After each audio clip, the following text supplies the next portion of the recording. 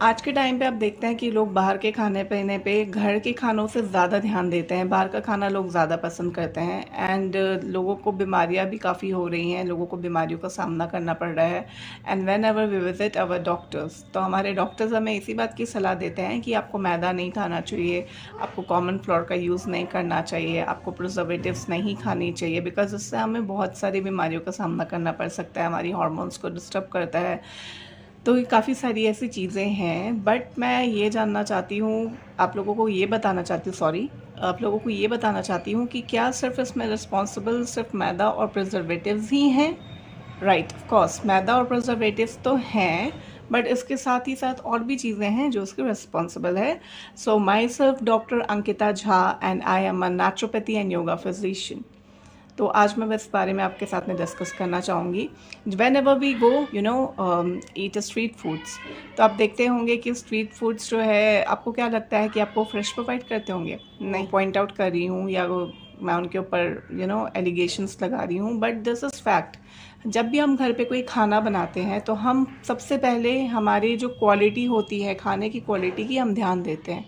Right, जैसे हम मान लो कि घर की जब हम ग्रॉसरीज ऑर्डर करते हैं, देयर इज़ आटा, चावल, दाल, तो हम उन सब की क्वालिटी पे ध्यान देते हैं कि हमें बेस्ट क्वालिटी फूड हमें घर पे लाना है, जो हमारे हेल्थ के लिए काफ़ी अच्छा होगा। राइट, हम अपने डाइट प्लान में जो भी हमें डॉक्टर सजेस्ट करते हैं या हम जो पहले से खाते आए हैं, तो हमेशा यही हम श्योर करते हैं कि क्वालिटी फूड की अच्छी होनी चाहिए। बट वही जब हम बाहर जाते हैं तो बाहर क्या है, जो क्वालिटी जो वो लाते हैं, तो अपने क्वालिटी के साथ में उनको बहुत एडजस्टमेंट करना पड़ता है। वो बेस्ट क्वालिटी की चीज़ें नए सामान नहीं ला पाती, like uh not best quality cheese और uh best quality butter and there are many things like oil and all. So हम जब बाहर जाते हैं तो सबसे पहला चीज़ तो ये हाइजीन। हम हाइजीन देखते हैं कि काफ़ी सारी जगह ऐसी होती हैं कि आपको ये तो दिख जाएगा कि उनकी टेबल चेयर्स जो है वो क्लीन है, उन्होंने हाइजीन मेंटेन की है, बट क्या गारंटी है प्लेट्स हाइजीन होती हैं, वॉश करते हैं क्या, प्रॉपर वॉश करते हैं? तो ये भी सारी चीज़ें होती हैं। सेकेंड चीज़, काफ़ी सारे स्ट्रीट फूड्स मेकर्स जो बनाते हैं, जो छोटे छोटे ढाबाज होते हैं जो बनाते हैं, वहाँ पे आप देखते होंगे पेस्टिसाइड्स मीन्स कीड़े मकोड़े सब घूमते हैं। तो पहली बात, वो पेस्टिसाइड्स कई ऐसी जगह ऐसा कि जहाँ पे प्रॉपर पेस्टिसाइड्स का ध्यान नहीं दिया जाता।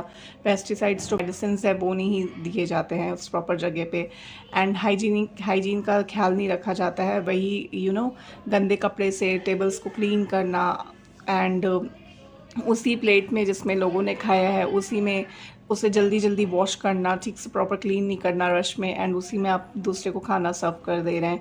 The second thing is water, contaminated water होता है। वो पानी कब का है? वो पानी आई डोंट नो 5 दिन पुराना है या 6 दिन पुराना है, वो पानी फिल्टर्ड है, अनफिल्टर्ड है।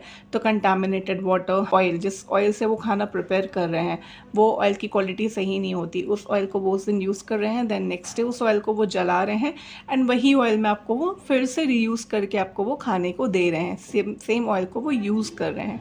तो ये ऐसी काफ़ी सारी चीज़ें हैं जो हमारे हेल्थ पे इफ़ेक्ट करती है। अगर हम सिर्फ ये कहेंगे कि maida and preservatives are only responsible, no, not only this 2 products, ये बाकी भी चीज़ें हैं जो रिस्पॉन्सिबल हैं।